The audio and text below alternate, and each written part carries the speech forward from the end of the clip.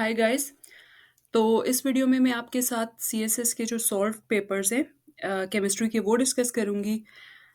इसके अलावा हम जो इन पेपर्स को डिस्कस करने के बाद हमें आइडिया होगा वो टॉपिक्स जो बहुत रिपीट हो रहे हैं बार बार पेपर्स में आए हैं उसकी एक मैंने प्रोफाइल बनाई है वो आपके साथ डिस्कस करूंगी, ठीक है। उसके अलावा हम पेपर्स को इस तरह सॉल्व करेंगे कि हम उसमें हाई काफ़ी ज़्यादा हाई मार्क्स अचीव कर सकें। तो आपके पास जो केमिस्ट्री है सीएसएस की केमिस्ट्री, उसमें बेसिकली 2 पार्ट्स हैं।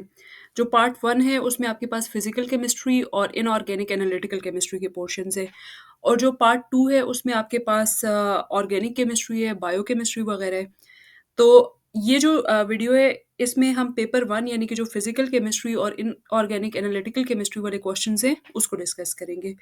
ठीक है? आप जब इन क्वेश्चन्स को साथ-साथ देखोगे तो आपको आइडिया होगा कि उनमें बहुत सारे टॉपिक्स ऐसे हैं जो रिपीट हो रहे हैं। उसमें प्रीडोमिनेंटली आपके पास श्रोडिंगर वेव इक्वेशन है। वो श्रोडिंगर वेव इक्वेशन चाहे 1D बॉक्स के लिए हो, चाहे 3D बॉक्स के लिए हो, ठीक है? उसके अलावा आपके पास आर्हीनियस इक्वेशन वाला जो टॉपिक है, वो भी कई बार रिपीट हुआ है। तो हम देखेंगे कि कौन से क्वेश्चंस बार-बार रिपीट हुए हैं, उनको अटेम्प्ट करने का बेस्ट तरीका क्या है। उसके अलावा डिफरेंट तरह के न्यूमेरिकल्स जो पेपर में आए हैं वो स्टूडेंट्स को मुश्किल लगते हैं, वो उनसे सॉल्व नहीं होते, तो हम उनका सॉल्यूशन देखेंगे। नॉर्मली जो सीएसएस के पेपर्स में न्यूमेरिकल्स आते हैं वो इतने टफ नहीं होते। सिंपल से न्यूमेरिकल्स हैं, एफएससी लेवल के न्यूमेरिकल्स हैं, तो हम उनका सॉल्यूशन भी देख लेंगे। मैक्सिमम आपके पास इसी तरह के न्यूमेरिकल्स आ सकते हैं, बहुत मुश्किल नहीं आएँगे। तो पेपर्स का ये है कि अगर किसी ने कंप्लीटली पेपर्स का सॉल्यूशन देखा हो तो चूँकि यही क्वेश्चंस बार-बार रिपीट हो रहे होते हैं, किसी डिफरेंट वर्डिंग में आएँगे, तो जब आप सारे पेपर्स सॉल्व कर लेते हो, तो इन द एंड आपके लिए बहुत ईज़ी होता है कि आप एग्ज़ाम को प्रिपेयर कर सको। उसमें कोई ऐसा क्वेश्चन आने के चांसेस बहुत कम होते हैं जो आउट ऑफ वे हो, जो आपने देखा ना हो। और अगर फॉर इंस्टेंस आपके पास 1-2 क्वेश्चंस ऐसे आ भी जाते हैं, जो आउट ऑफ वे हों, जो आपने पहले कभी ना किए हों, तो उस केस में भी आपके पास एक एज है कि आपका जो सीएसएस का पेपर है, उसमें चूँकि कुछ चॉइस होती है, तो वो आपका समहाउ ओवरकम हो जाता है। तो हम स्टार्ट करते हैं। मैं आपके साथ सॉल्यूशन शेयर करूँगी पेपर्स का। जो मैंने एक सॉल्यूशन प्रिपेयर किया है इसके लिए, एक सॉल्वर सा, तो उ उसको आपके साथ स्क्रीन पे शेयर करूँगी और फिर आप देख सकते हो कि किस तरह पेपर्स को करना बेस्ट है। ऑल्दो जो मैं आपके साथ सॉल्वर शेयर करूँगी उसमें आप देखोगे कि मैंने कुछ टॉपिक्स का आंसर काफ़ी ज़्यादा एक्सटेंसिव दिया हुआ है।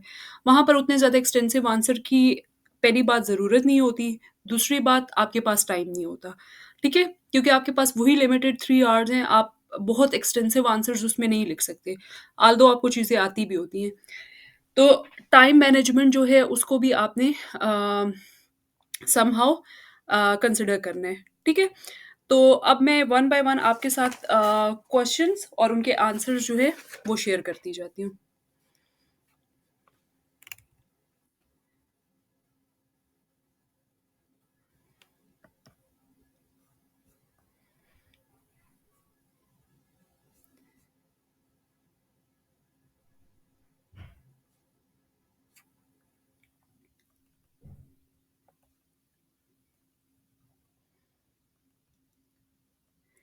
ये मैंने आपके साथ एक बुकिश फॉर्म में ये डॉक्यूमेंट शेयर किया हुआ है। एक बुक टाइप मैंने एक बुकलेट सी इसकी जो है वो ड्राफ्ट की है। ये बुकलेट भी आपको जल्द अवेलेबल होगी। इसका लिंक मैं आपके साथ शेयर कर दूँगी वीडियो के डिस्क्रिप्शन में, कि आप ये बुकलेट कहाँ से ले सकते हैं। तो हम सबसे पहले 2016 का जो पेपर है उसको डिस्कस करते हैं। 2016 का जो पेपर है उसमें क्वेश्चन 1 का पार्ट क्वेश्चन 1 ही बेसिकली जो आपका क्वेश्चन 2 है, क्योंकि क्वेश्चन 1 आपका एमसीक्यूज़ बेस्ड होता है, तो क्वेश्चन 2 बेसिकली आपका फर्स्ट सब्जेक्टिव क्वेश्चन होता है। तो क्वेश्चन 2 का पार्ट ए है Schrodinger wave equation. Discuss its importance in quantum chemistry. तो इस बात को ज़हन में रखें कि अगर एग्ज़ामिनर ने आपसे अलग-अलग चीज़ें पूछी हैं, फॉर एग्ज़ाम्पल यहाँ पे उसने आपसे कहा है श्रोडिंगर वेव इक्वेशन क्या है, पहले उसको आपने थोड़ा-सा इलैबोरेट करना है और उसके बाद जो उसकी इम्पोर्टेंस है क्वांटम केमिस्ट्री में, वो आपको अलग पोर्शन लिखना होगा, ठीक है? तो श्रोडिंगर वेव इक्वेशन आपके पास बेसिकली एक इक्वेशन है जो तकरीबन ऐसे 1926 के अराउंड जो है पब्लिश हुई थी। एरविन श्रोडिंगर ने इस इक्वेशन को जो है सॉल्व किया था और ये बेसिकली एक लीनियर पार्शियल डिफरेंशियल इक्वेशन है, ठीक है? जो कि बेसिकली जो आपके पास क्वांटम मैकेनिकल सिस्टम्स होते हैं, उसके वेव फंक्शन का सॉल्यूशन देती है आपको, ठीक है? इस इक्वेशन की हेल्प से आप जो है काफ़ी डिफरेंट पैरामीटर्स फाइंड कर सकते हो, आप एनर्जी की वैल्यू फाइंड कर सकते हो, ठीक है? आप जो वेव नंबर है उसकी वैल्यू फाइंड कर सकते हो। तो ये जो इक्वेशन है इसका सॉल्यूशन अम, तो इसने ऐसा नहीं पूछा हुआ, इसमें इसने बेसिकली आपसे पूछा कि बेसिकली वो इक्वेशन क्या होती है। अगर आप इस पार्ट में देखो तो इसमें यहाँ पर ये नहीं बताया हुआ कि ये इक्वेशन बेसिकली क्या है, लेकिन आपने जो इक्वेशन है एग्ज़ैक्ट इक्वेशन, ठीक है? उसको हम H hat psi is equal to E psi की फॉर्म में भी देते हैं कभी और कभी आप उसका जो पूरा एच हैट यानी कि जो आपके पास हैमिल्टोनियन ऑपरेटर है उसकी वैल्यू भी देते हो। तो यहाँ इस क्वेश्चन में आपने वो इक्वेशन भी बतानी है कि बेसिकली वो इक्वेशन क्या है और उसमें जो हर पैरामीटर है उसको भी आपने एक्सप्लेन करना है, ठीक है? उसके अलावा यहाँ पर इसकी इम्पोर्टेंस है, डिफरेंट पॉइंट्स हैं, ठीक है? कि ये कहाँ-कहाँ आपके पास इम्पोर्टेंट हो सकती है। तो हर एक पॉइंट यहाँ पर जो है थोड़ा बहुत इलैबोरेट हुआ हुआ है। सबसे पहले वेव पार्टिकल डुअलिटी के बारे में ये आपको आइडिया देती है। उसके अलावा जो हमारे पास डिफरेंट एनर्जी लेवल्स हैं वो क्वांटाइज़्ड होते हैं, उसके बारे में आपको आइडिया देती है। जो different atomic and molecular structures हैं उसके बारे में बताती है। जो हाइड्रोजन एटम का स्ट्रक्चर है उसके डिफरेंट ऑर्बिटल्स हैं उसके बारे में इसके सॉल्यूशन आपके सिलेबस में भी इंक्लूड है। आगे उसमें से क्वेश्चन भी आया हुआ है, उसको हम फर्दर देखेंगे। केमिकल प्रॉपर्टीज़ की प्रेडिक्शन, ठीक है? कंप्यूटेशनल केमिस्ट्री में बहुत इंपॉर्टेंट है, जो बॉन्डिंग का कॉन्सेप्ट है उसको समझने के लिए इंपॉर्टेंट है। उसके बाद सेकंड पार्ट जो है ये आपके पास 6 मार्क्स का क्वेश्चन था, ठीक है? यहाँ पर थोड़ा इलैबोरेटेड दिया हुआ है लेकिन आपको इतना इलैबोरेट लिखने की इसकी मतलब आपने सारे आइडियाज़ देने हैं जनरलाइज़्ड, लेकिन आपने पार्ट 1 में श्रोडिंगर वेव इक्वेशन लिखनी भी है जो कि यहाँ पर इस सॉल्वर में आपको पार्ट 2 में नज़र आ रही है। ये इक्वेशन आपने पार्ट 1 में लिखनी है कि बेसिकली इक्वेशन क्या है। दूसरा पार्ट जो आपके पास है वो है कि श्रोडिंगर वेव इक्वेशन को आपने 3D बॉक्स के लिए सॉल्व करना है। तो ये आपके पास 3D बॉक्स का सॉल्वर है, ठीक है? आपने उसको कंप्लीटली 3D बॉक्स के लिए सॉल्व करके उसकी एनर्जी की वैल्यू फाइंड करनी है। नेक्स्ट हमारे पास क्वेश्चन है कि वेल बिहेव्ड फंक्शन क्या होते हैं और what are the requirements of a physically acceptable wave function. तो जो हमारे पास वेल बिहेव वेव फंक्शंस हैं उनकी कुछ प्रॉपर्टीज़ होती हैं। आपने चूँकि ये आपके पास 6 मार्क्स का क्वेश्चन है तो आप कोशिश करें कि एट लीस्ट उनकी 6 प्रॉपर्टीज़ लिखें, ठीक है? वो कॉन्टिन्यूअस होते हैं, उनमें कोई ब्रेक्स नहीं होती, इसलिए जो टेंजेंट के फंक्शन हैं वो वेल बिहेव वेव फंक्शन नहीं होते क्योंकि वो कॉन्टिन्यूअस नहीं होते। साइन के या कॉस के हो सकते हैं क्योंकि वो कॉन्टिन्यूअस होते हैं, ठीक है? फिर वो सिंगल वैल्यूड होते हैं। जब आप उसको और उसके कंजुगेट को सॉल्व करते हो, ठीक है? या उसको इंटीग्रेट करते हो ओवर होल स्पेस तो उसका आंसर 1 आता है। उसके अलावा जो है अ, फाइनाइट एनर्जीज़ पे मतलब वो बाउंड्री कंडीशंस को फ़ॉलो करते हैं बेसिकली, ठीक है? तो जो इन्फिनिटी है उस पे उनकी वैल्यू 0 होती है, ठीक है? वो ख़त्म हो जाते हैं और उनसे रिलेटेड कोई नॉर्मलाइज़ेशन कांस्टेंट होता है, ठीक है? तो ये यहाँ पर आपको इसकी बहुत अच्छी-सी डिस्क्रिप्शन भी दी हुई है कि ये नॉट कॉन्टिन्यूअस का उनकी स्लोप भी डिसकंटीन्यूअस नहीं होती, सिंगल वैल्यूड नहीं है ये फंक्शन, ठीक है? और ये फाइनाइट रीजन में जहाँ पे ये tan का फंक्शन है, tan का फंक्शन जो है वो आपके पास फाइनाइट रीजन में भी इनफाइनाइट हो सकते हैं। तो ये सारे वेल बिहेव वेव फंक्शन ही होंगे। वेल बिहेव वेव फंक्शन वो होते हैं जो कि जो है सिंगल वैल्यूड होते हैं, कॉन्टिन्यूअस होते हैं, उनकी स्लोप भी जो है वो डिसकंटीन्यूअस नहीं होती है एंड सो ऑन। तो यहाँ पर इसकी थोड़ी बहुत डिटेल्स दी हुई हैं। इसके बाद नेक्स्ट क्वेश्चन है हमारे पास गिब्स फ्री एनर्जी से रिलेटेड। गिब्स फ्री एनर्जी का क्वेश्चन हमारे पास कई दफ़ा आया है। इस क्वेश्चन में उसने आपसे कहा है कि गिब्स फ्री एनर्जी होती क्या है और उसके अलावा उसकी सिग्निफिकेंस क्या है केमिस्ट्री में, ठीक है? तो ये उसकी सिग्निफिकेंस से रिलेटेड कुछ पॉइंट्स हैं। उसके बाद थर्ड क्वेश्चन का पार्ट बी है transition state theory indicating its advantages over collision theory. ठीक है? तो आपने ट्रांज़िशन स्टेट थ्योरी को पहले एक्सप्लेन करना है और उसके बाद आपने डिस्कस करना है कि इसके एडवांटेजेस क्या हैं ओवर कोलेजन थ्योरी, ठीक है? कोलेजन थ्योरी में हमारे पास डिफरेंट पैरामीटर्स हैं जो कि ईज़िली सॉल्व नहीं हो सकते, ठीक है? क्योंकि कोलेजन थ्योरी जनरली इन इन चीज़ों को कंसिडर करती है कि आपके पास जो फ्रीक्वेंसी ऑफ कोलेजन है, वो क्या है? आपके पास नंबर ऑफ मॉलिक्यूल्स क्या हैं जिनके पास इतनी एनर्जी है कि वो एक्टिवेशन एनर्जी बैरियर को क्रॉस कर सके और इस किस्म की चीज़ें। तो चूँकि इसमें कुछ ऐसे पैरामीटर्स हैं जो ईज़िली फाइंड नहीं हो सकते, अनलाइक ट्रांज़िशन स्टेट थ्योरी जिसमें गिब्स फ्री एनर्जी है जो आप ईज़िली फाइंड कर सकते हो, ठीक है? तो transition state theory basically collagen theory से बेटर है, ठीक है? तो आपने उसका एक ओवरऑल कंपैरिज़न और उसके बाद उसके एडवांटेजेस बताने हैं ओवर कोलेजन थ्योरी। उसके बाद हम आते हैं क्वेश्चन 3 के पार्ट सी की तरफ, ठीक है? वो थर्ड लॉ ऑफ थर्मोडायनामिक्स है। आप इन पेपर्स में देखोगे कि बार-बार रिपीट हुआ हुआ है, ठीक है? उसका सॉल्यूशन यहाँ पर है। फिर आते हैं क्वेश्चन नंबर 4 की तरफ। क्वेश्चन नंबर 4 है लैंगमर एडसॉर्प्शन आइसोथर्म, इसकी लिमिटेशंस, ठीक है? जनरली आपको किसी भी बुक से मिल जाएगा, ठीक है? यहाँ पर इस सॉल्वर में भी मौजूद है इसका आंसर। उसके बाद इसका क्वेश्चन बी है 4 का part B, what is acid base catalysis, its significance in chemistry. उसके बाद नेक्स्ट है what is phase rule, discuss its application in one component system. जब हम ये सारे क्वेश्चंस देखेंगे तो आप देखोगे कि फेज रूल वाला क्वेश्चन कई बार रिपीट हुआ है, लेकिन उसने हमेशा आपसे वन कंपोनेंट सिस्टम के लिए पूछे। और जहां पर अगर वो आपको वन कंपोनेंट सिस्टम के का डायरेक्ट पूछे या आपको डायरेक्ट वाटर का दे देगा, ठीक है? अगर वो आपको डायरेक्ट वाटर का दे दे तो ये अंडरस्टूड बात है कि आपने वाटर के लिए लिखना है। लेकिन अगर वो आपको वन कंपोनेंट सिस्टम का देते तो उसके लिए भी तकरीबन सबसे बेस्ट ऑप्शन यही है कि आप वाटर की डायग्राम ड्रॉ करो, ठीक है? और इसमें मैं आपको रिकमेंड करूँगी कि आप जो है अम, एक तो वाटर के लिए इसको प्रिपेयर करो। सेकेंडली आप जब डायग्राम प्रिपेयर कर रहे हो तो आपको पता होना चाहिए कि ट्रिपल पॉइंट पे जो वाटर की डायग्राम है उसमें ट्रिपल पॉइंट पे प्रेशर और टेम्परेचर की वैल्यूज़ वाटर के लिए क्या है, ठीक है? तो ये थोड़ा बहुत डाटा जो है, जो इम्पोर्टेंट डाटा है वो आपने याद करना है।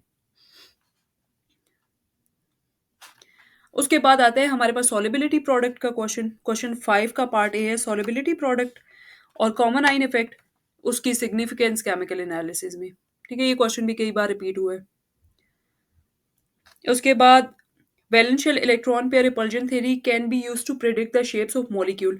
Using this theory explain the shapes acquired by BF3 and IF5, ठीक है? तो हमारे सबसे पहले हम BF3 के रेफरेंस से देखते हैं बोरॉन ट्राइफ्लोराइड, ठीक है? बोरॉन ट्राइफ्लोराइड जो है उसके पास 6 वैलेंस इलेक्ट्रॉन्स है, ठीक है?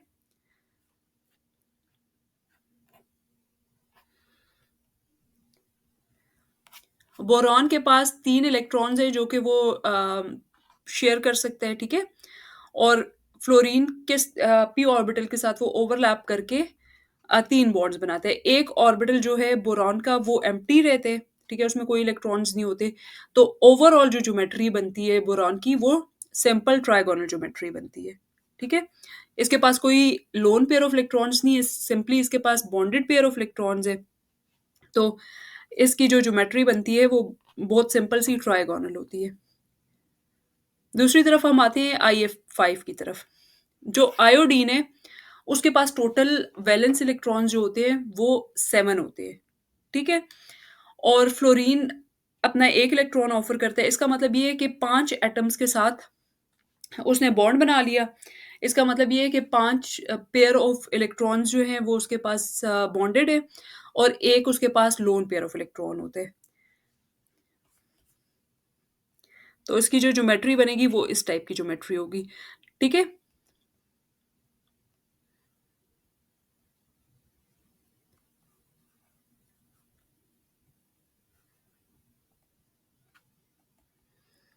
ये इसका लोन पेयर ऑफ इलेक्ट्रॉन है और ये बाकी इसके बॉन्डेड पेयर ऑफ इलेक्ट्रॉन्स है।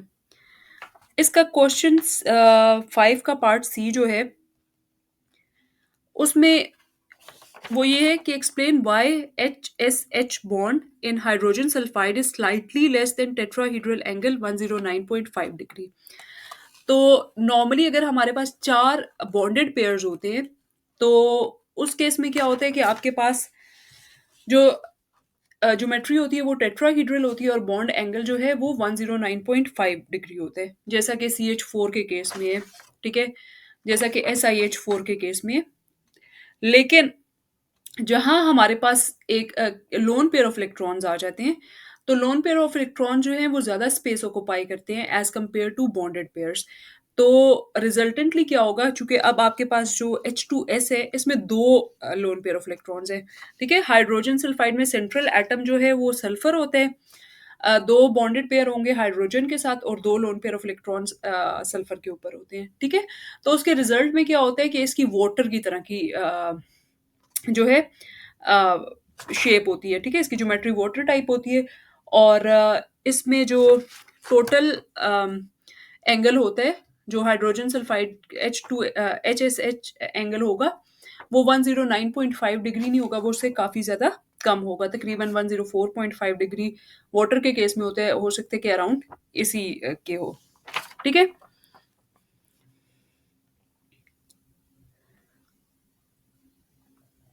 92.1 डिग्री, ओके। उसके बाद नेक्स्ट हमारे पास आता है क्रिस्टल फील्ड थ्योरी।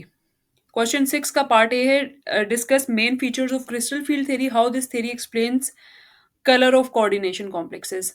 तो इसके 2 पार्ट है, 10 मार्क्स का ये क्वेश्चन है। सबसे पहले आपने क्रिस्टल फील्ड थ्योरी को बहुत अच्छे से इलैबोरेट करना है, उसके सारे पॉइंट्स बताने हैं, ठीक है?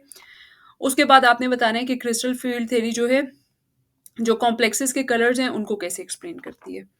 इसका पार्ट बी है, आपने इलेक्ट्रॉनिक कॉन्फ़िगरेशन लिखनी है, निकल +2 आयन की, कॉपर की, मैंगनीज़ आयन की +2 की और क्रोमियम +3 की। तो ये जब आप इलेक्ट्रॉनिक कॉन्फ़िगरेशन लिख रहे हो तो इस चीज़ का ध्यान रखना है कि उसने आपसे आपने सिंपल मेटल की नहीं लिखनी। अगर उसने +2 की फॉर्म में दिया है तो आपने ऑब्वियसली 2 इलेक्ट्रॉन्स रिमूव करके बतानी है कि क्या कॉन्फ़िगरेशन है। तो जो ट्रांज़िशन मेटल्स हैं, उसके केस में इलेक्ट्रॉनिक कॉन्फ़िगरेशंस वाला क्वेश्चन काफ़ी इम्पोर्टेंट है। आपके पास एमसीक्यूज़ में भी आ सकते हैं और आपके पास इस तरह का क्वेश्चन भी आ सकते हैं। उसके बाद नेक्स्ट एक इंतहाई important question, Jahn Teller theorem. Jahn Teller theorem 10 marks तक का कई दफ़ा एग्ज़ाम में आया है। इस पेपर में जॉन टेलर थ्योरम जो है उसने कहा है, what is Jahn Teller theorem, explain its significance in coordination chemistry. ये क्वेश्चन आपके पास 6 मार्क्स के।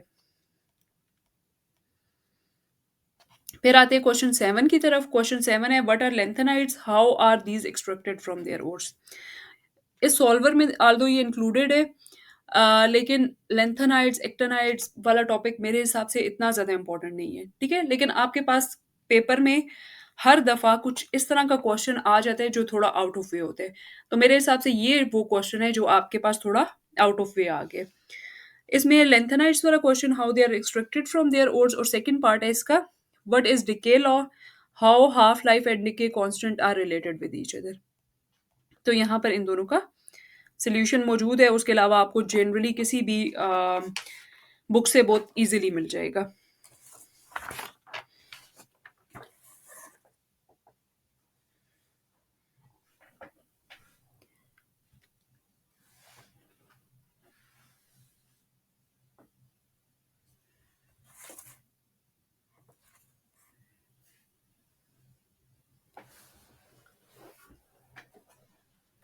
अब हम आते हैं 2016 के पेपर की तरफ,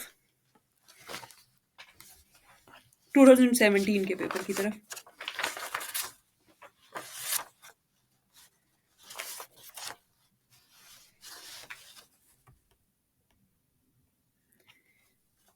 अगेन इसमें फर्स्ट क्वेश्चन है आपके पास, Schrodinger wave equation for particle in 1D box. बहुत ईज़िली आपको इसका सॉल्यूशन मिल जाएगा, 10 मार्क्स के ये। Solve Schrodinger wave equation to find the expression for wave function and energy of particle in one dimensional box. Again वही, यहाँ पर इसका सॉल्यूशन अवेलेबल है।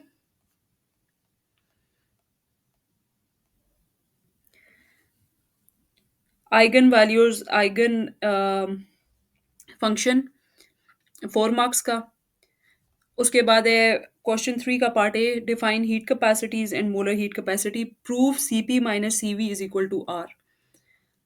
तो ये आपके पास उसका सोल्यूशन है, CP minus CV is equal to R, या CP is equal to CV plus R, जिस फॉर्म में भी आप लिखना चाहिए। लेकिन चूंकि इसने आपको CP minus CV is equal to R की फॉर्म में कहा है, तो प्रेफरेबली आप उसी फॉर्म में लिखें। उसके बाद क्वेश्चन 3 का पार्ट बी है, Gibbs free energy, derive relation between Gibbs free energy and equilibrium constant. ये आपके पास इसका सोल्यूशन है। Differentiate between spontaneous and non spontaneous processes. फिर उसके बाद एक बहुत इंपॉर्टेंट क्वेश्चन है, क्वेश्चन 4 का पार्ट ए, कोहलरिक्स लॉ। कई बार एग्जाम में आया हुआ है। इसका पार्ट बी है, what is meant by standard deviation, give its significance in analytical chemistry. इसका पार्ट सी है, कंडक्टोमीट्रिक टाइट्रेशंस। अच्छा, क्वेश्चन 5 में फिर अगेन बहुत ज्यादा इंपॉर्टेंट क्वेश्चन, आर्हीनियस इक्वेशन। इसने आर्हीनियस इक्वेशन, बाज दफा आपके पास ऐसे आती है कि डायरेक्ट उस पे नोट लिखने का कहते हैं। इस पेपर में इसने जो आर्हीनियस इक्वेशन दी है उसका क्वेश्चन है, discuss the effect of temperature on rate of chemical reaction on the basis of Arrhenius equation, how can you determine activation energy and pre exponential factor for chemical reaction using Arrhenius equation. 10 marks का question है, इसका solution है। उसके बाद next है आपके पास um, इसका part B, derive kinetics, kinetic equation for first order reaction. जब भी आप पेपर वन की प्रिपरेशन कर रहे होगे, ज़रूरी है कि आप जो है zero order, first order, second order, third order, चारों की इक्वेशंस प्रिपेयर करो, ठीक है। उनकी हाफ लाइफ, उनका रेट कांस्टेंट, उसकी वैल्यूज आपको पता हो, क्योंकि ना सिर्फ ये आपके पास डायरेक्ट क्वेश्चन आ सकता है, जैसे यहाँ पर आया हुआ है, ये आया हुआ है 6 मार्क्स का क्वेश्चन, ठीक है। बहुत सिंपल है, और सेम कंसंट्रेशन के जो रिएक्टेंट्स है, खाली उनके लिए आपके सिलेबस में इंक्लूडेड है, ठीक है। ना सिर्फ आपके पास ये आ सकते हैं, बल्कि आपके पास क्वेश्चन इस तरह भी आ सकते हैं कि आपके पास एमसीक्यूज में भी आ सकते हैं, ठीक है। आपसे वो किसी ऑर्डर ऑफ रिएक्शन के रेट कांस्टेंट्स पूछ सकते हैं, या आपको रेट कांस्टेंट की वैल्यू पूछ सकते हैं, हाफ लाइफ के रिलेशन से पूछ सकते हैं। तो इस तरह के क्वेश्चंस आपके पास एग्जाम में आ सकते हैं। उसके बाद नेक्स्ट है क्वेश्चन 6 का part A, what is adsorption isotherm, derive Langmuir adsorption isotherm for adsorption of gas on a solid surface. आपने देखा 2016 के पेपर में भी आपके पास लैंगमर एड्सॉर्प्शन आइसोथर्म आया था, इसमें दोबारा आया है, और ये है 10 मार्क्स का। उसके बाद नेक्स्ट एंजाइम कैटालिसिस का क्वेश्चन, 6 मार्क्स का, और 4 मार्क्स का है, what are surfactants, give their properties. Question 7 part A, electrophoresis. Electrophoresis भी एग्जाम में कई दफा आया है। फिर थोड़ा सा डिफरेंट क्वेश्चन, जो मैंने आपसे कहा कि हर पेपर में एक आध क्वेश्चन थोड़ा आउट ऑफ वे आते हैं, उसमें आउट ऑफ वे जो आया है इसमें, वो है give 6 chemical properties of nitrogen. और उसके बाद नेक्स्ट है, what is common ion effect, give its application. ये 3-4 मार्क्स का, 5 मार्क्स का, 6 मार्क्स का आपके पास आ जाया करते हैं। उसके बाद नेक्स्ट है हमारे पास 2018 का पेपर।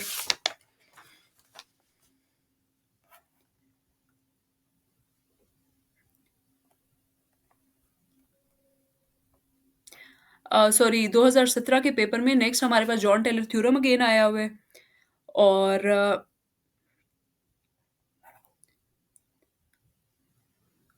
वार्नर्स थ्योरी आई है, और इसका पार्ट सी है रेडियो एक्टिव डिके के बारे में। तो ये 2017 के क्वेश्चंस हो गए।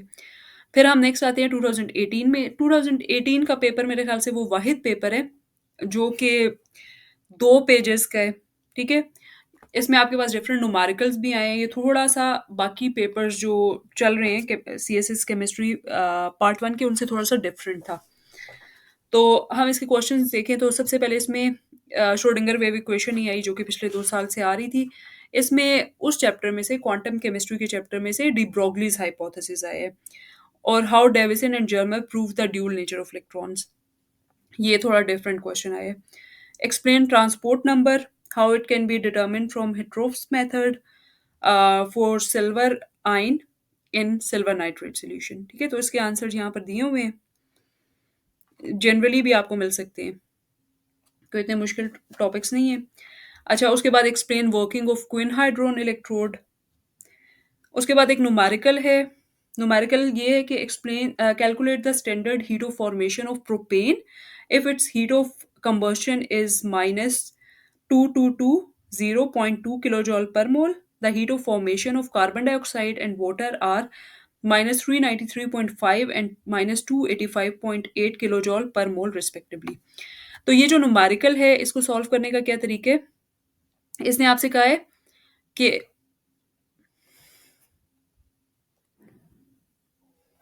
आपने हीट ऑफ फॉर्मेशन फाइंड करनी है प्रोपेन की। हीट ऑफ फॉर्मेशन प्रोपेन की फाइंड करने का की ये इक्वेशन है, ठीक है। इसकी डेल्टा एच की वैल्यू आपको नहीं पता। कार्बन और हाइड्रोजन कंबाइन किए अपनी स्टैंडर्ड कंडीशंस में, तो उसके रिजल्ट में प्रोपेन बना और उसकी डेल्टा एच की वैल्यू आपको नहीं पता। दूसरा उसने कहा कि जो कंबस्शन है प्रोपेन की, उसके डेल्टा एच की वैल्यू है माइनस 2220.2 किलोजॉल पर मोल। इसका मतलब ये हुआ, कंबस्शन का मतलब ये होता है कि सिंपली आप उसको ऑक्सीजन के साथ रिएक्ट कराते हो, कार्बन डाइऑक्साइड और वाटर बनते हैं, ठीक है। उसके बाद आपने जस्ट इक्वेशन बैलेंस करनी है, ठीक है। तो C3H8 था, कार्बन डाइऑक्साइड बना, वाटर बना, ऑक्सीजन बना। 3 कार्बन से, इसका मतलब ये है कि यहाँ कार्बन डाइऑक्साइड के साथ आप 3 ऐड कर दोगे।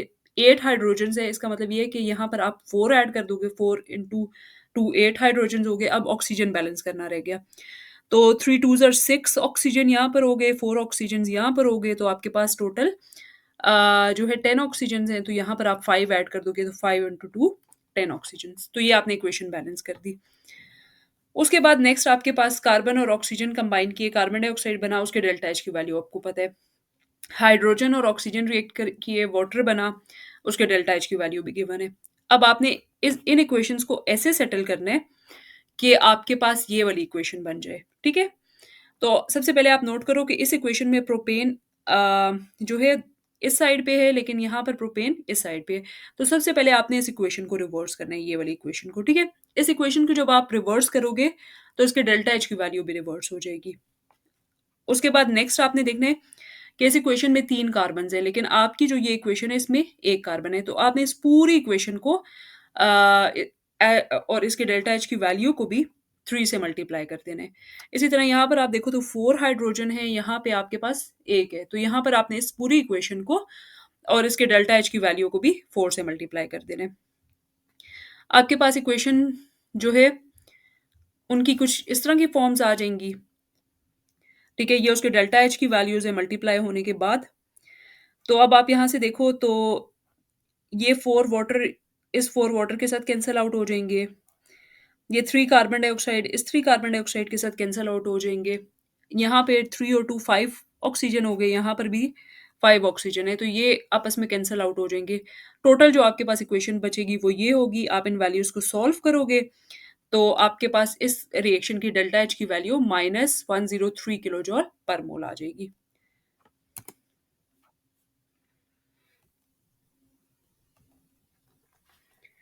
उसके बाद नेक्स्ट क्वेश्चन है आपके पास criteria of spontaneity, explain in terms of change in entropy, enthalpy and Gibbs free energy with derivation of necessary equations। ये आपके पास डिफरेंट इक्वेशंस के रेफरेंस से इसका सोल्यूशन गिवन है। उसके बाद है क्वेश्चन 4 का part A, factors affecting rate of chemical reaction. 5 factors हैं मोस्टली, ये 5 मार्क्स का क्वेश्चन ही है। तो उसमें आपने टेम्परेचर का इफेक्ट, कंसंट्रेशन का इफेक्ट, कैटलिस्ट का इफेक्ट, जो सरफेस एरिया है उसका इफेक्ट, ये सारा एक्सप्लेन करना है।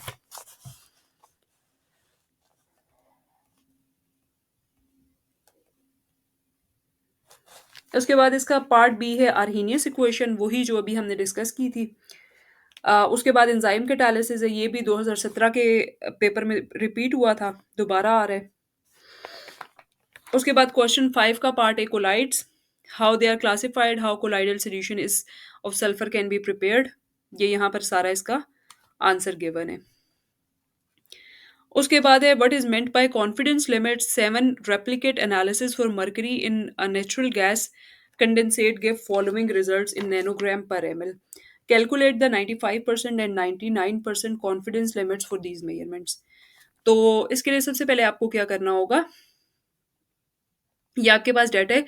सबसे पहले आपने सैंपल की मीन वैल्यू कैलकुलेट करनी है। ये आपके पास अ, मीन वैल्यू कैलकुलेट करने का फ़ॉर्मूला सिंपल सिंपल आपने क्या करना है, सारी वैल्यूज़ को ऐड करके जितनी नंबर ऑफ वैल्यूज़ है उसके साथ डिवाइड कर देना है।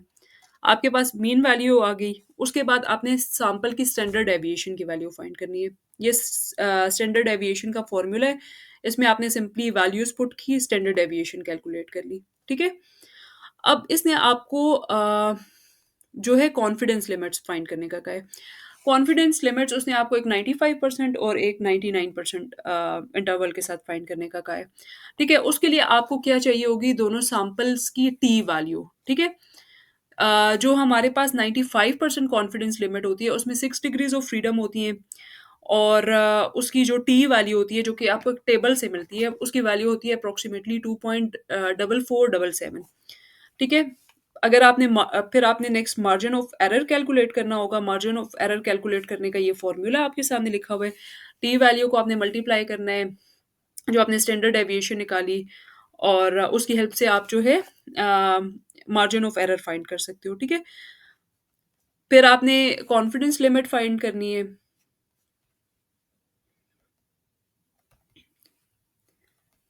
इसी तरह आपने 99% के लिए भी ये रिपीट करना है। 99% के लिए भी आपने मार्जिन ऑफ एरर भी फाइंड करना है। इस चीज़ का बस ध्यान रहे कि आपके पास जो टी वैल्यूज़ हैं, वो दोनों के लिए डिफरेंट होती है, ठीक है? जो आपके पास 95% है और 99% उसके लिए जो टी वैल्यूज़ होंगी वो डिफरेंट होंगी। उसके बाद क्वेश्चन 5 की तरफ आते हैं। क्वेश्चन 5 का part A, what are colloids, how they are classified, नहीं, क्वेश्चन 5 का पार्ट सी, सॉरी। तो वो है हमारे पास explain RF values, suppose that components of mixture are separated by paper chromatography using a non-polar solvent like hexane. Describe and explain how the polarity of compound in mixture will affect RF value. ठीक है? सबसे पहले आपने RF value को explain करना है। उसके बाद जो आपके पास क्वेश्चन है, इसका पार्ट 2 है, जिसमें उसने आपसे कहा कि आपके पास एक मिक्सचर है, ठीक है, जिसको आपने पेपर क्रोमैटोग्राफी से सेपरेट किया, कोई आपने non polar solvent like N-hexane use किया। अ, उसकी आरएफ वैल्यू कैसे इफ़ेक्ट होगी? तो इसका सॉल्यूशन यहाँ पर गिवन है कि जब आप non polar solvent hexane for example use कर रहे हो, तो वो जो आपके कंपोनेंट्स हैं, ठीक है? जो आपका सॉल्वेंट है उसकी एफिनिटी को इफ़ेक्ट करते हैं, ठीक है? इसका मतलब ये है कि उसका जो माइग्रेशन डिस्टेंस है वो भी इफ़ेक्ट होगा। जो लेस पोलर कंपाउंड होते हैं, आपके मिक्सचर में जो लेस पोलर कंपाउंड होंगे वो एन हेक्सेन की मौजूदगी में ज़्यादा ट्रैवल करेंगे, ठीक है? इसका मतलब ये है कि उसकी आरएफ वैल्यूज़ हाई होंगी। लेकिन जो पोलर कंपोनेंट्स हैं वो लेस ट्रैवल करेंगे। इसका मतलब ये है कि उसकी आरएफ वैल्यू लेस होगी, ठीक है? उसके बाद नेक्स्ट हमारे पास है इलेक्ट्रोफोरेसिस का टॉपिक। ये भी दोबारा रिपीट हो रहा है। पैरामैग्नेटिक बिहेवियर ऑफ ऑक्सीजन, बहुत सिंपल क्वेश्चन है। एफएससी फर्स्ट ईयर के कोर्स में से आपको मिल जाते हैं। मॉलिक्यूलर शेप ऑफ टेट्रासाइनो निकलेट, आपके पास ये निकल का कॉम्प्लेक्स है। आपने उसकी वैलेंस बॉन्ड थ्योरी के अकॉर्डिंगली उसकी मॉलिक्यूलर शेप प्रिडिक्ट करनी है। तो इसकी स्क्वायर प्लेनर ज्योमेट्री होती है, यहाँ पर उसकी सारी रीजंस दी हुई हैं, उसका स्ट्रक्चर दिया हुआ है, उसकी जो ऑर्बिटल अरेंजमेंट्स हैं वो दी हुई हैं, उसकी टाइप ऑफ हाइब्रिडाइजेशन दी हुई है, ठीक है? तो इसके अलावा इसने कहा है कि आपने इसका मैग्नेटिक बिहेवियर भी बताना है। तो बेसिकली ये डायमैग्नेटिक होता है, जो कि आप इसके ऑर्बिटल फिलिंग से देख भी सकते हो कि इसमें जो सारे इलेक्ट्रॉन्स हैं वो अ, जो है पेयर्ड इलेक्ट्रॉन्स हैं। तो इसका मतलब ये है कि ये आपके पास जो है डायमैग्नेटिक होगा। उसके बाद नेक्स्ट क्वेश्चन है वेस्पर से रिलेटेड। फिर आपके पास soft and hard acids and bases concept है। क्वेश्चन सी, 7 का पार्ट सी जो है वो फिर न्यूमेरिकल है। उसमें आप आपको एक सिंपल इक्वेशन, आपको पीएच की वैल्यू भी दी हुई है, उसकी हेल्प से आप पीओएच की वैल्यू फाइंड कर लोगे, पीकेबी की वैल्यू दी हुई है, और आपको जो अमोनियम आयन की कंसंट्रेशन से रिलेटेड कोई चीज़ है वो फाइंड करनी है। तो ये आपके पास उसका सॉल्यूशन है न्यूमेरिकल का, सिंपल।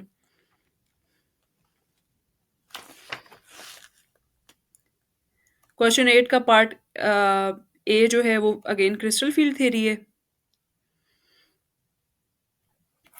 और इसका जो पार्ट बी है उसमें आपके पास डिफरेंट कॉम्प्लेक्सेस हैं, पार्ट बी और पार्ट सी। उसमें डिफरेंट कॉम्प्लेक्सेस हैं, उनकी नेमिंग करनी है। तो आपके पास ये 5 कॉम्प्लेक्सेस हैं। सबसे पहले आपने उनकी नेमिंग करनी है, नेमिंग के रूल्स ज़हन में रखने हैं। हमेशा आप कैटाइन को पहले नेम करते हो, देन एनाइन को करते हो। उसके अलावा जो है आपने जो फर्स्ट लेटर होता है हमेशा वो कैपिटल होता है। आपने स्पेस नहीं बीच में छोड़नी, ठीक है? अब ये हेक्सा के बाद या फ्लोरो के बाद आपने स्पेस नहीं छोड़नी, ठीक है? और आपने इसकी जो वैलेंसी है सेंट्रल एटम की वो भी लिखनी होती है, ठीक है? तो आपने बस इसके जो नेमिंग के रूल्स हैं उसके अकॉर्डिंगली इसको नेम करना है। जो हमारे पास ये क्वेश्चंस आए हैं ये डिफिकल्ट नहीं है, आसान से आए हुए हैं। तो सबसे पहले आपके पास जो है पोटेशियम है। आपने इसको टेट्रा पोटेशियम नहीं लिखना होता या ट्राई पोटेशियम नहीं लिखना होता, जस्ट आपने पोटेशियम लिखना है, ठीक है? पोटेशियम हेक्सा फ्लोरो निकलेट, और इस ये पोटेशियम +1 होता है, +1 इंटू 4 निकल, फ्लोरीन जो है वो -1 होता है, -1 इंटू 6, तो निकल के ऊपर जो चार्ज बनेगा वो +2 होगा। इसी तरह आपने बाकी सब का भी करना है। इसमें जस्ट ये आपके पास थोड़ा रिवर्स है, बाकी सारे सेम है। इसमें आपके पास जो कॉम्प्लेक्स है वो एनाइन है। तो सॉरी वो कैटाइन है। तो आपने पहले कैटाइन का नाम लिखना है, उसके बाद एनाइन का नाम लिखना है। सेकंड जो इसका पार्ट है उसमें इसने आपसे इनका कोऑर्डिनेशन नंबर और वैलेंसी पूछी है। कोऑर्डिनेशन नंबर वो होता है कि इसके साथ कितने लिगेंड्स अटैच हैं। बाकी सब में आप देखो तो 6 लिगेंड्स अटैच हैं, सिवाय इस एक कॉम्प्लेक्स के, इसमें 4 साइनाइड है, 4 लिगेंड्स अटैच्ड हैं। और उसके अलावा वैलेंसी ऑफ सेंट्रल एटम पूछी है, तो वो आप ईज़िली कैलकुलेट कर सकते हो।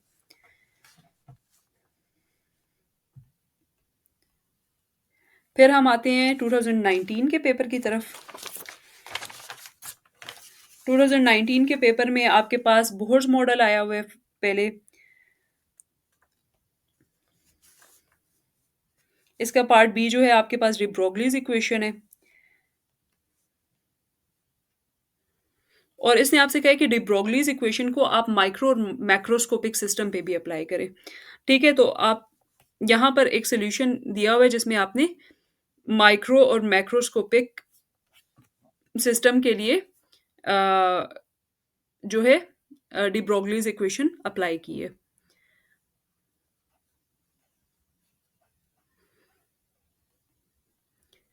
क्योंकि आपके पास डी ब्रोगलीज़ इक्वेशन क्या है कि उसमें आपके पास जो लैम्ब्डा है और जो मास है उसका इनवर्स रिलेशनशिप है। जितनी-जितनी आप मास की वैल्यू बढ़ाते जाओगे मैक्रोस्कोपिक सिस्टम्स के लिए, लैम्ब्डा की वैल्यू उतनी कम होती जाएगी, एंड वाइस वर्सा।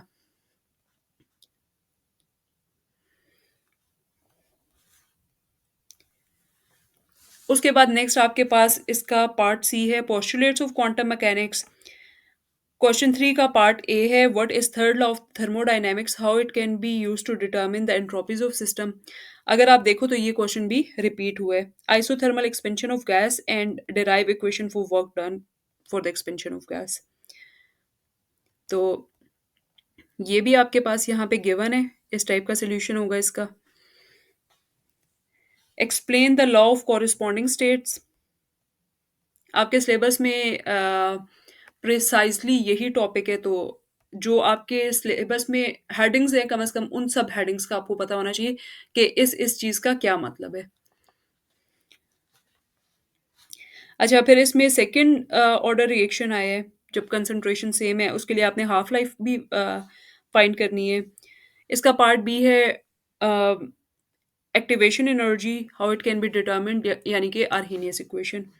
और इसका जो पार्ट सी है वो ट्रांजिशन स्टेट थ्योरी है। अब आप नोटिस कर रहे हो पैटर्न के, आपके पास कुछ क्वेश्चंस हैं जो बार-बार रिपीट हो रहे हैं, ठीक है? वही क्वेश्चंस हैं, वही रिपीट हो रहे हैं, और अभी हमने सिर्फ 3 साल के पेपर्स देखे हैं। Develop a relation among face component and degree of freedom, draw a complete diagram for water system. Again question repeat हो रहे हैं। What is catalysis? Differentiate between positive and negative catalysis. What is tissue? Explain it with examples.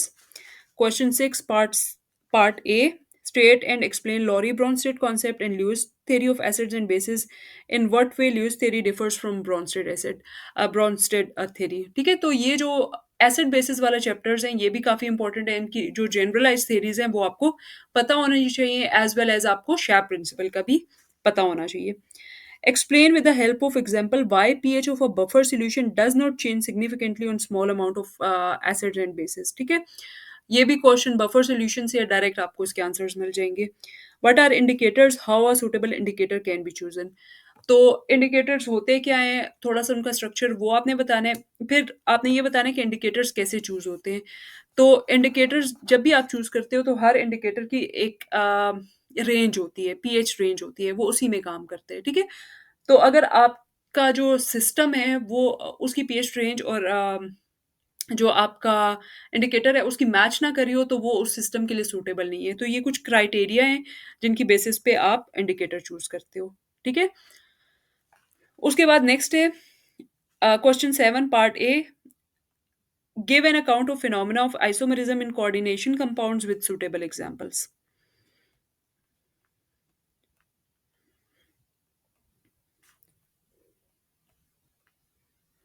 तो ये आपके पास isomerism की examples हैं coordination compounds में। Extraction of thorium from mosaic sand. Compare the properties of lanthanides, actinides. Again, Kohlruck's law, transport number, specific conductance, how it can be used, measured using Wheatstone bridge। ठीक है, तो ये थोड़ा सा out of way question था, ये last part इसका। इसका आंसर आपको सॉल्वर में मिल जाएगा। फिर हम आते हैं 2020 के पेपर की तरफ।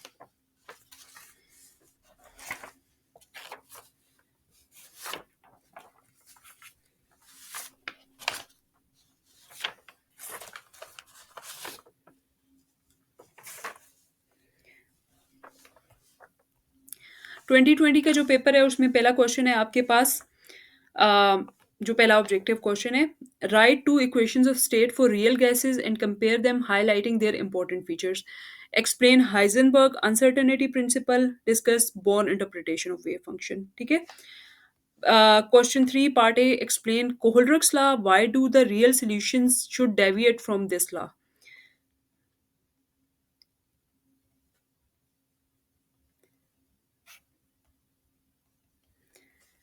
फिर लैंगमर और फ्रेंडलिक एड्सॉर्प्शन आइसोथर्म 10 मार्क्स के। Question 4 part A Arrhenius equation है।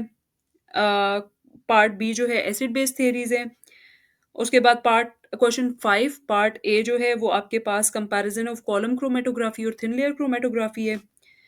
इसमें आपने इनके मेरिट्स डीमेरिट्स दोनों एक्सप्लेन करने हैं।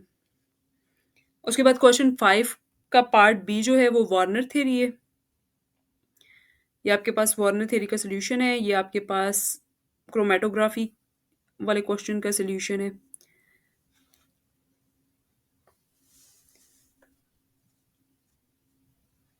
Question 6 part A chromatographic techniques जो हैं उन पे आपने नोट लिखने हैं, उनकी क्लासिफिकेशन को एक्सप्लेन करने हैं। काफ़ी एक्सटेंसिव क्वेश्चन है 10 मार्क्स का।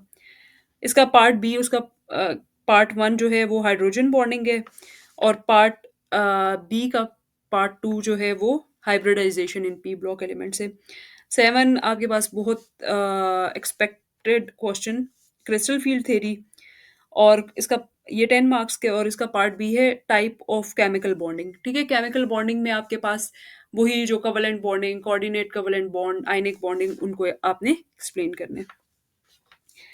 उसके बाद नेक्स्ट है right a short note on the following liquid junction potential, potentiometry, कोलेयन theory of chemical reactions और ट्रांजिशन स्टेट थ्योरी। तो इन सब के सॉल्यूशंस भी यहाँ पे इंक्लूडेड हैं। फिर हम जाते हैं 2021 के पेपर की तरफ। उसमें आपके पास first question as expected Schrodinger wave equation है। ठीक है, उसको हाइड्रोजन और हाइड्रोजन लाइक एटम्स पे अप्लाई करने का कहा हुआ है, यहाँ पे इसका सॉल्यूशन इंक्लूडेड है। फिर मॉलिक्यूलर इंटरप्रिटेशन ऑफ एंट्रोपी, वही आपके पास थर्ड लॉ ऑफ थर्मोडायनामिक्स से रिलेटेड चीज़ें। Factors affecting rate of chemical reaction, again आपके पास 5 मार्क्स का आया हुआ है, उसमें आपने वही चीज़ें एक्सप्लेन करनी है। आपके पास डिफरेंट जो फैक्टर्स हैं, इनमें आपके पास हो गया टेम्परेचर, नेचर ऑफ रिएक्टेंट्स जो हैं, आपके पास कैटलिस्ट का इफेक्ट, उन सारों को 5 फैक्टर्स को आपने एक्सप्लेन करना है। 5 मार्क्स के तो आपने 5 मार्क्स के हिसाब से उनको थोड़ा इलेबोरेट करने हैं। उसके बाद इसका पार्ट थ्री का क्वेश्चन थ्री का पार्ट ए है, uses of chelates, nomenclature of coordination complexes, उसके बाद वीबीटी है, वैलेंस बॉन्ड थ्योरी। फोर का पार्ट है photo electric effect, eigen value eigen function, repeat हो रहा है, Schrodinger wave equation for particle in one dimensional box, 5 marks का। उसके बाद क्वेश्चन फाइव का पार्ट ए है, predict molecular shape using वैलेंशियल electron pair repulsion theory, और पार्ट बी है experimental techniques for determination of order of reaction, 5 marks का। Part C है इसका, right a note on thermochemistry and calorimetry. Question six की तरफ जाएं तो derive a relationship for dependence of Gibbs free energy on temperature, और जिसको हम गिब्स हेल्महोल्ट्ज इक्वेशन भी कहते हैं। इसका पार्ट बी है isothermal process, explain work done in isothermal reversible expansion of ideal gas, ये क्वेश्चन भी दोबारा रिपीट हो रहा है। और इसका पार्ट सी है fugacity and activity. Question seven का पार्ट ए है आपके पास, discuss common ion effect and its industrial applications in detail, significance of pKa pKb pH, और basic concepts of chemical equilibrium. फिर आपके पास 3 नोट्स आए हैं, वो आपने डेबाय हक्कल थ्योरी पे, नर्नेस्ट इक्वेशन पे और इलेक्ट्रोकेमिकल सीरीज पे लिखने हैं।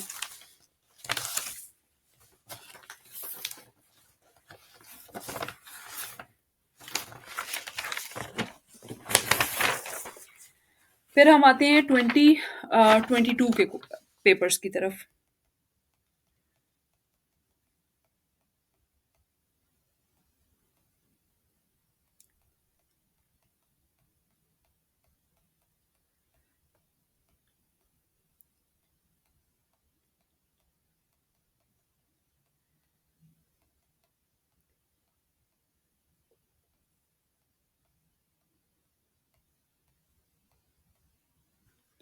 ट्वेंटी ट्वेंटी टू का जो पहला क्वेश्चन है,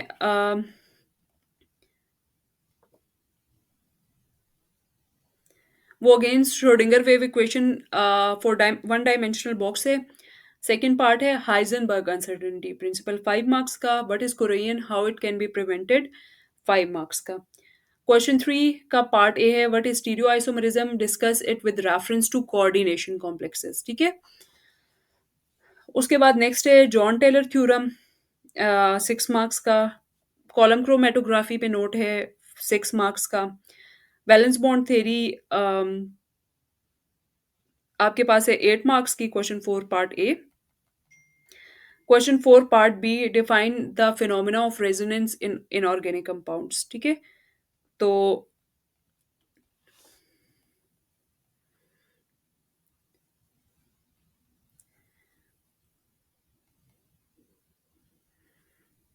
ये इसकी डिटेल्स इंक्लूडेड है इसमें। यहाँ पर इसने एक इनऑर्गेनिक कंपाउंड यानी कि सल्फर ऑक्साइड को कंसिडर किया। बाकी जो ऑर्गेनिक कंपाउंड में रेजोनेंस है वो तो बहुत उसकी आपको बहुत सारी एग्जांपल्स मिल जाएंगी, लेकिन जो हमारे पास रेजोनेंस का फिनोमेना है वो inorganic compounds like sulphur dioxide में भी ऑब्जर्व हो सकते हैं। उसके बाद नेक्स्ट हमारे पास क्वेश्चन है,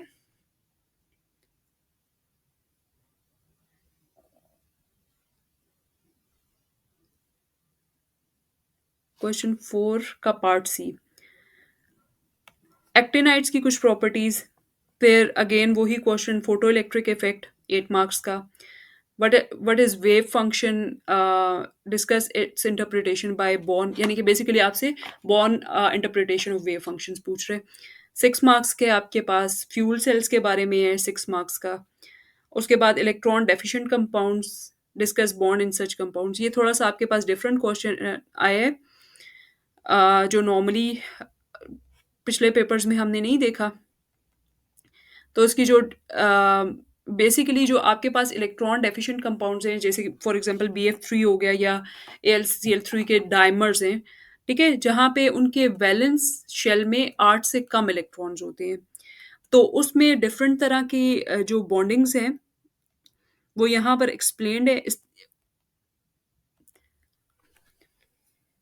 जो आपके पास कोऑर्डिनेट कोवैलेंट बॉन्ड बनते हैं, वो भी इसी तरह के कॉम्प्लेक्सेस में बनते हैं, इसी तरह के कंपाउंड्स में बनते हैं, जो कि इलेक्ट्रॉन डेफिशिएंट कंपाउंड्स होते हैं।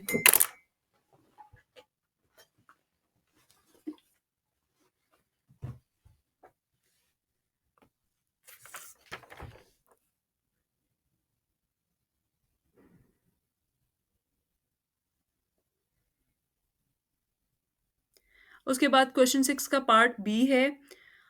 वेस्पर अ, जो है VSEPR theory, valence electron pair repulsion theory 7 marks की। क्वेश्चन 6 का पार्ट सी है oxidation states of lanthanides. Question 7 है Nernst equation. Question 7 part B है Kohlrausch law. Question 7 part C है आर्हीनियस इक्वेशन। तीनों एक्सट्रीमली इंपॉर्टेंट टॉपिक्स। उसके बाद question 8 का पार्ट ए है what is crystal field theory. Question 8 का पार्ट बी है Lewis theory of acids and basis. And question 8 का पार्ट सी है थिन लेयर क्रोमेटोग्राफी। उसके बाद आते हैं हम क्वेश्चन 2023 के पेपर की तरफ। 2023 का जो पेपर है, उसमें जो सबसे पहला पार्ट है आपके पास, वो एक 12 मार्क्स का क्वेश्चन है, जिसमें उसने आपको 2 इक्वेशंस दी हुई हैं, जहाँ पे नाइट्रोजन ऑक्साइड और 2 NO2 और NO2 के मॉलिक्यूल आपस में रिएक्ट करके NO और NO3 का मॉलिक्यूल दे रहे हैं। सेकंड स्टेप में NO3 और कार्बन मोनोऑक्साइड रिएक्ट करके आपको नाइट्रोजन डाइऑक्साइड और कार्बन डाइऑक्साइड दे रहे हैं। उसने आपसे इसका रेट लिखने के लिए कहा है। जब भी आप रेट लिखते हो, आप स्लो स्टेप के रेफरेंस से लिखते हो। तो स्लो स्टेप में 2 नाइट्रोजन डाइऑक्साइड के मॉलिक्यूल्स इन्वॉल्व थे, तो आपका रेट जो है वो KNO2 का स्क्वायर हो जाएगा। उसके बाद उसने आपसे कहा कि इसमें कौन-सा मॉलिक्यूल जो है वो कैटलिस्ट के तौर पे एक्ट कर रहा है।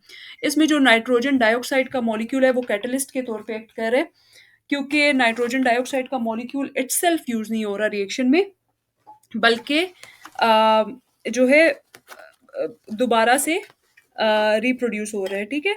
तो ऑल्दो आपके रिएक्शन में ओवरऑल रिएक्शन में नाइट्रोजन डाइऑक्साइड का एक मॉलिक्यूल इन्वॉल्व है, लेकिन अगर आप मैकेनिज्म को देखो तो 2 मॉलिक्यूल्स इन्वॉल्व हैं। इसका मतलब ये है कि एक मॉलिक्यूल जो है वो उसके तौर पे एक्ट करेगा,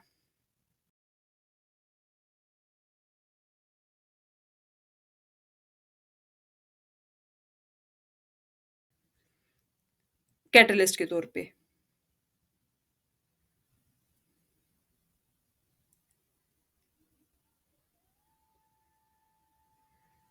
उसके बाद इसका थर्ड पार्ट जो है, पार्ट सी, पार्ट थर्ड, वो कहते हैं कि कौन-सा मॉलिक्यूल जो है उसमें इंटरमीडिएट के तौर पे एक्ट करते हैं।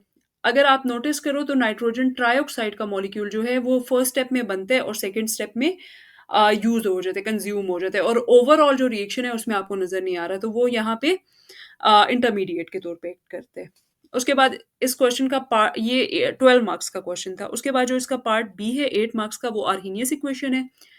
उसके बाद क्वेश्चन 3 का पार्ट ए है an explosion is usually considered adiabatic, indicating negligible heat transfer, even though it is rapidly expanding. Gaseous products are not at the same temperature as the surrounding, and the boundary permits heat transfer. Explain the phenomena. तो ये जो rapid expansion और time scale के reference से है, इसकी explanation मैंने इस सॉल्वर में इंक्लूड कर दी है। इसका पार्ट बी जो है वो है draw working diagram for reversible heat engine that operates with two isothermal steps and two constant pressure steps. How many heat reservoirs are needed to operate this engine? तो basically इसने आपसे जो कार्नेट engine है उसकी डिटेल्स पूछी हुई है। तो यहाँ पर आप पूरा कार्नेट इंजन के बारे में लिख सकते हो। उसके बाद क्वेश्चन 4 का पार्ट ए है Schrodinger wave equation for particle in 3 dimensional box, 10 marks का। पार्ट बी है फोटो इलेक्ट्रिक इफेक्ट, और पार्ट सी है वेव फंक्शन और born interpretation of wave function. हम आते क्वेश्चन 5 की तरफ। उसका पार्ट ए जो है वो नर्नेस्ट इक्वेशन है। पार्ट बी जो है significance of pH pKb है। और पार्ट सी जो है वो relationship between conductance and Kohlrausch law, यानी कि बेसिकली आपके पास कोहलरक्स लॉ है। उसके बाद क्वेश्चन 6 का पार्ट ए है मैकेनिकल फेज सेपरेशन के मेथड्स 10 मार्क्स के। ये वो ऑड क्वेश्चन है जो मैं आपसे कह रही हूँ कि हर साल फिर एक इस तरह का क्वेश्चन भी आता है जो लीस्ट एक्सपेक्टेड होता है। और उसके बाद पार्ट बी है इसका, briefly discuss the hard soft acid basis principle, basically Sharp principle. Question 7 part A valence bond theory और molecular orbital theory का comparison. Part B है what is oxidation state, differentiate between oxidation state and valency covalency of elements with suitable example. Basically आपने जो है जो आपके पास oxidation state होती है, कितने इलेक्ट्रॉन्स उसने दिए, कितने लिए, और कवलेंसी ये होती है कि उसके पास कितने इलेक्ट्रॉन्स जो हैं वो अवेलेबल हैं उसके वैलेंस ऑर्बिटल में, जो कि वो शेयर कर सकते हैं। इसके रेफरेंस से इसकी जो थोड़ी डिटेल एक्सप्लेनेशन है यहाँ पे इंक्लूडेड है। उसके बाद नेक्स्ट है हमारे पास मॉलिक्यूलर ऑर्बिटल कन्फिग्रेशन है कुछ मॉलिक्यूल्स की, वो आपने लिखनी है।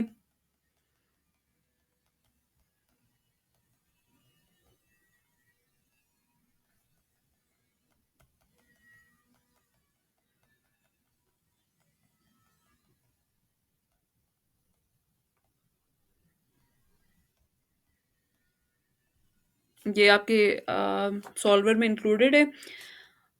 क्वेश्चन 8 का पार्ट 1 है क्रिस्टल फील्ड थ्योरी को एक्सप्लेन करना है, 5 मार्क्स के। हेसेस लॉ को एक्सप्लेन करना है, इलेक्ट्रोफोरेसिस को एक्सप्लेन करना है और फ्रेंडलिक एब्जॉर्प्शन आइसोथर्म को एक्सप्लेन करना है। तो ये तो आपके पेपर्स हो गए। हमने one by one her question को देख लिया कैसे हम उसको सॉल्व कर सकते हैं। नेक्स्ट हम देखते हैं कि कौन से क्वेश्चन कब कब रिपीट हुए टॉपिक वाइज। तो अगर हम देखें तो हमारे पास जो श्रोडिंगर वेव इक्वेशन है वो सबसे ज़्यादा रिपीट हुई। Schrodinger wave equation quantum chemistry में से ली गई है और ये 2016, 17, 20, 21, 22, 23 के पेपर्स में आई हुई है किसी ना किसी फॉर्म में। फिर wave function, Born interpretation of wave function, वो भी आपके पास काफ़ी दफ़ा रिपीट हुआ है 2016, 20, 22 और 23 के पेपर में। Arrhenius equation most repeated question है, 2017, 18, 19, 20, 22, 23 के पेपर्स में रिपीट हुए। ये जो आपको ब्रैकेट्स में नज़र आ रहे हैं वो कितने मार्क्स के आए हैं, जैसे फॉर एग्जांपल 2023 में वो 8 मार्क्स का आया है। गिब्स फ्री एनर्जी जो है वो 2017, 20, 21 में आई। थर्ड लॉ ऑफ थर्मोडायनेमिक्स 16, 17, 18, 19, 21 के पेपर्स में आया। एड्सॉर्प्शन आइसोथर्म जो है 16, 17, 20, 21, 23। Transition state theory, collision theory 16, 17, 20, 21 में। Phase rule 16, 19, 20, 21, 22। वेस्पर वीबीटी वाले जो टॉपिक्स हैं थ्योरी से रिलेटेड, वो आपके पास 2016, 18, 20, 23 में। सॉलिबिलिटी कॉमन आइन इफेक्ट जो है वो 16, 17, 20, 21 में। क्रिस्टल फील्ड थ्योरी जो है वो आपके पास 16, 20, 21, 22, 23 में। और जॉन टेलर थ्योरम जो है वो आपके पास 16, 17, 21, 22 में आया। एसिड बेस थ्योरीज जो है वो आपके पास 17, 19, 20, 21, 22, 23 के पेपर्स में आई। एसिड बेस कैटालिसिस आपके पास 16, 19, 21 में आया। Order of reaction, first order reaction हो, सेकंड ऑर्डर रिएक्शन हो, आपके पास ऑर्डर ऑफ रिएक्शन आपने फाइंड करना हो, इस तरह के जो क्वेश्चंस हैं वो आपके पास 17, 19, 21 और 23 के पेपर्स में आए।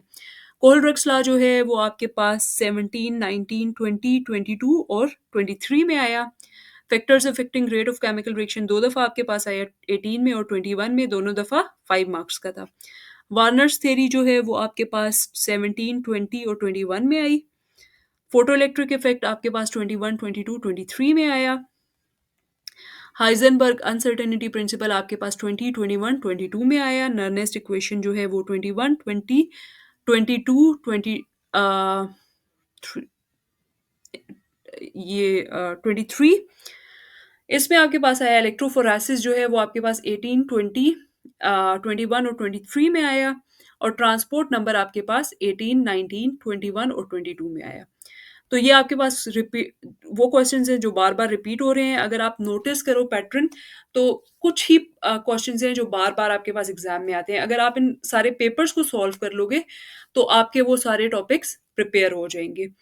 अच्छा, इस वीडियो को एंड करने से पहले मैं आपको बता दूँ कि ऑल्दो हमने ये जो डिस्कशन की है, ये बेसिकली सीएसएस के रेफरेंस से थी, लेकिन आपके पास जो पीएमएस है, स्पेसिफिकली पंजाब का और बाकी प्रोविंसेस का भी, उसमें भी इसी तरह के क्वेश्चंस आते हैं। इसी तरह क्वेश्चन रिपीट होते हैं, तो अगर आपने उन एग्ज़ाम्स के लिए प्रिपरेशन करनी है, तो ये क्वेश्चंस की डिस्कशन और ये क्वेश्चंस, ये चीज़ें आपको वहाँ पे भी हेल्प आउट कर सकती हैं। और बहुत जल्द आपके साथ जो इसका पार्ट 2 है, यानी कि जो ऑर्गेनिक केमिस्ट्री के क्वेश्चंस हैं, वो भी मैं आपके साथ इसी तरह वीडियो बना के शेयर करूँगी। तो आप काइंडली ये चैनल सब्सक्राइब कर लें, ताकि आपको सीएसएस से रिलेटेड, स्पेसिफिकली सीएसएस केमिस्ट्री से रिलेटेड मटीरियल मिलता रहे। अल्लाह हाफ़िज़।